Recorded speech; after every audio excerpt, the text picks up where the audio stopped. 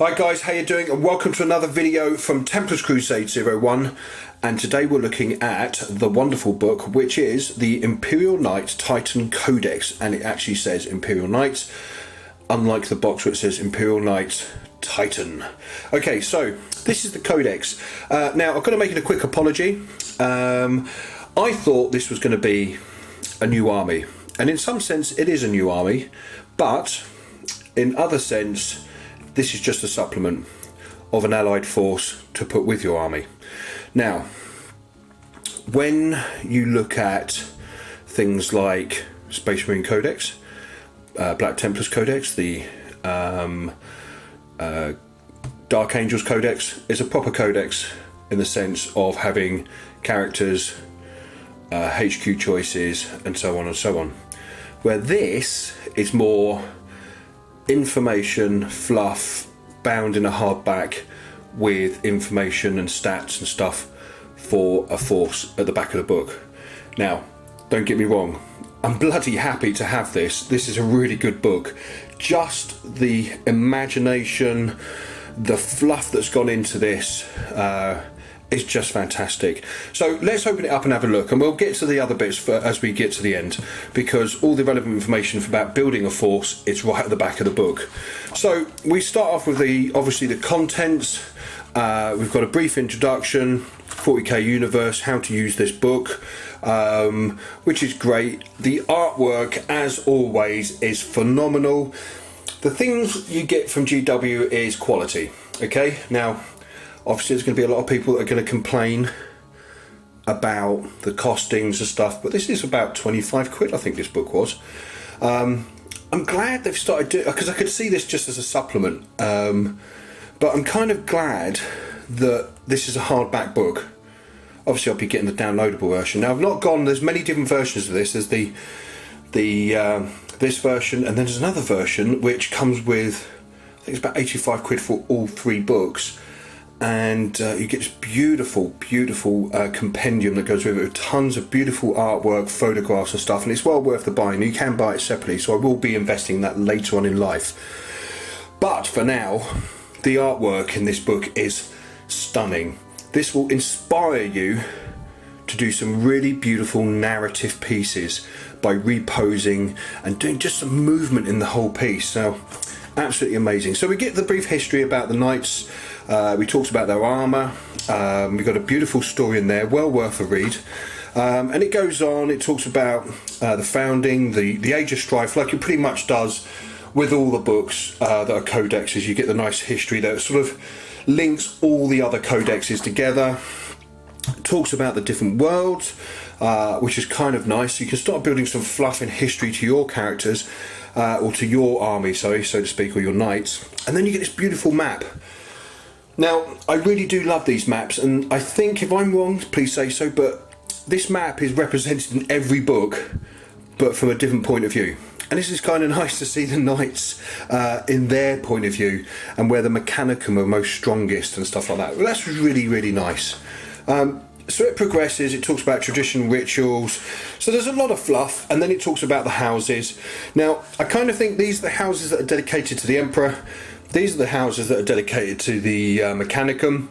These are the Free Blades. These are your Ronins that have no affiliation to any sort of like large faction, such as the Imperium or the Mechanicum, but fight for either. And a blade for hire, so to speak, which is pretty cool. Now, I've decided I'm going to be going for House Raven. Just because I love the colour scheme to it. Absolutely beautiful. And I kind of like all this as well. Looks kind of cool.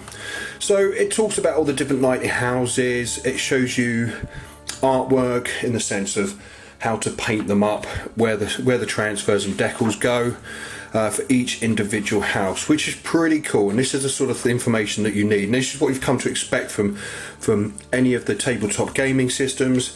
They give you detailed information of colour schemes and detailed information of iconography and all sorts of things like that. So here we have House Raven. This is the one that I've chosen, affiliated to the Mechanicus, because I'm building a Mechanicus army. And I kind of like the idea of having some knights to go with my Mechanicus army, and some knights to run around below the feet of my titans. And what better knightly order than House Raven? Okay, so we go through them. There's loads of different houses and stuff like that. So we keep flicking through. Lots of information. Some lovely sort of like history factor stuff, timeline stuff, which fits in nicely. Well worth a read. Then we get onto the photographic stuff that they've done. Again, beautiful paint jobs by Games Workshop, and you come to expect nothing less than beautiful stuff, and I've got to say it is beautiful. Then we shift on and we go on and on and on, but this is the stuff that we really want to see, which is the book at the back of the book. So it gives us some information here. So from page 58 we start getting the information that we want. So we've got the general information you can find in most books like super heavy vehicle damage, stomp attacks, destroyers, weapons, blah blah blah. Force organisational chart. So, excuse me. So here we have your fortifications, and then just here in this section here it tells you what you're allowed to have as an allied detachment, which is optional, which is the Imperial Knights detachment. And 1, 2, 3 slots I can see there, but I haven't read all this, so it might be more.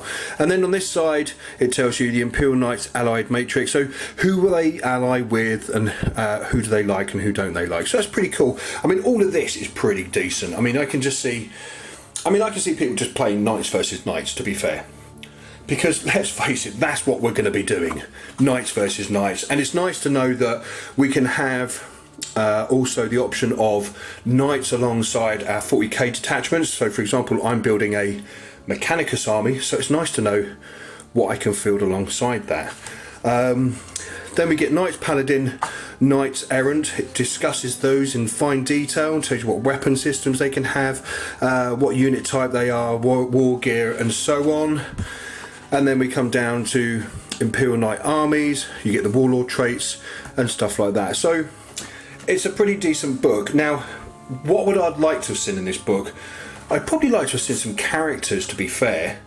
I think, you know, just the odd character, like the driver of his armour, or a piece of armour that's a knight errant, for example, or a knight paladin that's a little bit more special than the rest of them, almost like a leader of a knightly home or something like that, a knightly order. But all in all, I've got to say, I was really impressed with this. It's a lovely book.